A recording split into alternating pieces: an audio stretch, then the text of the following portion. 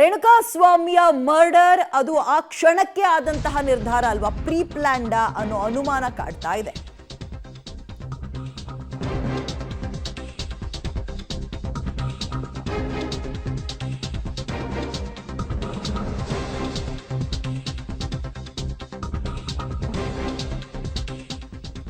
ರೇಣುಕಾಸ್ವಾಮಿ ಕೊಲೆಗೆ ಬಿಗ್ ಪ್ಲಾನೇ ನಡೆದಿತ್ತು. ಒಂದು ವಾರಕ್ಕೂ ಮೊದಲೇ ಯಾವ ರೀತಿಯ ಟಾರ್ಚರ್ ಕೊಡಬೇಕು ಅನ್ನುವಂತಹ ಪ್ಲಾನ್ ರೆಡಿ ಆಗಿತ್ತಂತೆ. ಕೊಲೆಗೂ ಒಂದು ವಾರದ ಹಿಂದೆ ಮೆಗ್ಗಾರನ್ನ ಖರೀದಿ ಮಾಡಿದ್ದಾರೆ ಆನ್ಲೈನ್ನಲ್ಲಿ, ಅಂದರೆ ಈ ಕರೆಂಟ್ ಶಾಕ್ ಕೊಡೋಕ್ಕೆ ಆನ್ಲೈನ್ನಲ್ಲಿ ಮೆಗ್ಗಾರನ್ನ ಖರೀದಿ ಮಾಡಿದ್ನಂತೆ ಧನರಾಜ್.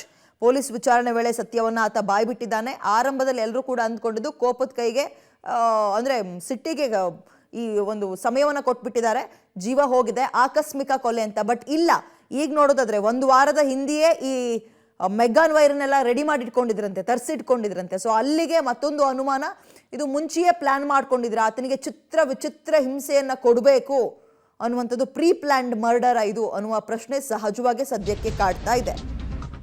10,000 ರೂಪಾಯಿ ಕೊಟ್ಟು ಆನ್ಲೈನ್ನಲ್ಲಿ ಆ ಮೆಗ್ಗಾರನ್ನ ಖರೀದಿ ಮಾಡಿದ್ರಂತೆ ಧನರಾಜ್.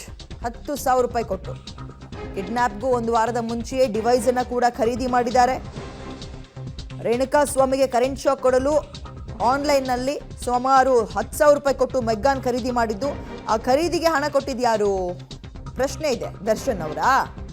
ದರ್ಶನ್ ಕೊಟ್ಟಿದ್ದ ಅದಕ್ಕೆ? ದರ್ಶನ್ ಯಾವಾಗ ಹಣ ಕೊಟ್ಟರು? ಹಾಗಾದ್ರೆ ದರ್ಶನ್ ಬ್ಯಾಂಕ್ ಅಕೌಂಟನ್ನು ಕೂಡ ಪರಿಶೀಲಿಸಿದಾರಂತೆ ಈಗ ಅಧಿಕಾರಿಗಳು. ಎಲ್ಲ ಆ್ಯಂಗಲ್ನಲ್ಲೂ ಕೂಡ ತನಿಖೆಗೆ ಮುಂದಾಗ್ತಾರೆ. ಸೊ ಈಗ ಮತ್ತೊಂದು ಈ ಪ್ರಕರಣ ತಿರುವನ್ನು ಪಡೆದುಕೊಳ್ತಾ ಇರೋದು, ಇದು ಆಕಸ್ಮಿಕ ಕೊಲೆ ಅಲ್ಲ, ಆಕಸ್ಮಿಕವಾಗಿ ನಡೆದಿರುವಂತಹ ಘಟನೆ ಅಲ್ಲ, ಪ್ರೀ ಪ್ಲಾನ್ಡ್ ಮರ್ಡರ್ ಅನ್ನುವ ಅನುಮಾನ ದಟ್ಟವಾಗಿ ಕಾಡ್ತಾ ಇದೆ. ಕಾರಣ ಪೊಲೀಸರು ಧನರಾಜ್ ಅಲ್ವಾ ಕರೆಂಟ್ ಶಾಕ್ ಕೊಡ್ತಾ ಇದ್ದಿದ್ದು, ಯಾವಾಗ ತಗೊಂಡೆ, ಹೇಗೆ ತಗೊಂಡೆ, ದುಡ್ಡು ಯಾರು ಕೊಟ್ಟರು, ಎಲ್ಲವನ್ನ ತನಿಖೆ ಮಾಡ್ತಾ ಇದ್ದಾರೆ. ಹೆಚ್ಚಿನ ಡೀಟೇಲ್ಸ್ ನಮ್ಮ ಪ್ರತಿನಿಧಿ ನಾಗೇಶ್ ನೀಡ್ತಾರೆ. ನಾಗೇಶ್, ಆರಂಭದ ದಿನಗಳಲ್ಲಿ ದರ್ಶನ್ ಅವರು ಆಗಿದ್ದಾಗೋಯ್ತು, ನನ್ನ ಕೈ ಮೀರಾಯ್ತು, ಆಕಸ್ಮಿಕವಾಗಿ ಆಗಿದ್ದು ಅನ್ನುವಂತಹ ಹೇಳಿಕೆ ಕೊಡ್ತಿದ್ದಾರೆ ಅನ್ನೋ ಮಾಹಿತಿ ಇತ್ತು. ಬಟ್ ಸದ್ಯದ ಅಪ್ಡೇಟ್ ನೋಡ್ತಾ ಇದ್ರೆ ಇವೆಲ್ಲವೂ ಕೂಡ ಪ್ರೀ ಪ್ಲಾನ್ಡ್ ಮರ್ಡರ್ ಇದು ಅನ್ನೋ ಅನುಮಾನ ಕಾಡಲ್ವಾ? ಇದೆ, ಖಂಡಿತವಾಗ್ಲೂ ದರ್ಶನ್ ಅಂಡ್ ಗ್ಯಾಂಗ್ ರೇಣುಕಾಸ್ವಾಮಿಯನ್ನು ಕೊಲೆ ಮಾಡಿರುವುದು ಅದು ಆಕಸ್ಮಿಕ ಕೊಲೆ ಅಲ್ಲ, ಇದೊಂದು ಪ್ರೀ ಪ್ಲಾನ್ಡ್ ಕೊಲೆ ಅನ್ನುವಂಥದ್ದು ಪೊಲೀಸರ ತನಿಖೆ ವೇಳೆ ಬಹಿರಂಗವಾಗ್ತಾ ಹೋಗ್ತಿರುವಂಥದ್ದು. ಬಹಳ ಪ್ರಮುಖವಾಗಿ ಇದಕ್ಕೆ ಯಾಕೆ ನಾವು ಇದೊಂದು ಪ್ರೀ ಪ್ಲಾನ್ಡ್ ಮರ್ಡರ್ ಅಂತೇಳಿ ಹೇಳ್ತಾ ಹೋಗ್ತಿದ್ದೀವಿ ಅಂದರೆ, ಅದು ಧನರಾಜ್ ಏನಿದ್ದಾನೆ ಈತ ಈ ಕೊಲೆಗೂ ಮುಂಚೆ ಒಂದು ವಾರಗಳ ಮುಂಚಿತವಾಗಿ ಆನ್ಲೈನ್ನಲ್ಲಿ ಬುಕ್ ಮಾಡಿ ಈ ಎಲೆಕ್ಟ್ರಿಕಲ್ ಟಾರ್ಚನ್ನು ಖರೀದಿ ಮಾಡಿರುವಂಥ ವಿಚಾರ ಈಗ ಪೊಲೀಸರ ತನಿಖೆ ವೇಳೆ ಬಹಿರಂಗವಾಗ್ತಿರುವಂಥದ್ದು.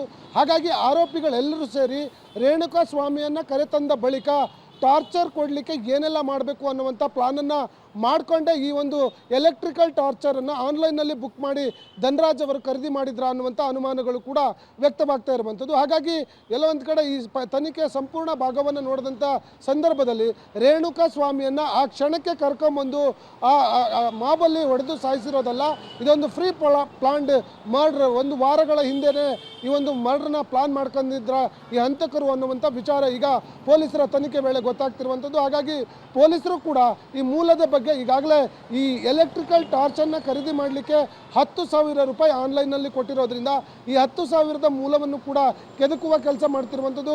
ಬಹಳ ಪ್ರಮುಖವಾಗಿ ಇವುಗಳನ್ನು ಮಾಡಲಿಕ್ಕೆ ದರ್ಶನ್ ಅವರೇ ಕುಮ್ಮಕ್ಕು ಕೊಟ್ಟು ಎಲೆಕ್ಟ್ರಿಕಲ್ ಟಾರ್ಚರ್ಗಳನ್ನೆಲ್ಲ ಖರೀದಿ ಮಾಡಲಿಕ್ಕೆ ಅವರಿಗೆ ಪ್ಲಾನನ್ನು ಕೊಟ್ಟಿದ್ರ ಅನ್ನುವಂಥದ್ದು ಕೂಡ ಅನುಮಾನಕ್ಕೆ ಎಡೆ ಮಾಡಿಕೊಡ್ತಿರುವಂಥದ್ದು. ವಿದ್ಯಾ, ವೆಲ್, ಥ್ಯಾಂಕ್ ಯು ತಮ್ಮ ಡೀಟೇಲ್ಸ್ಗೆ.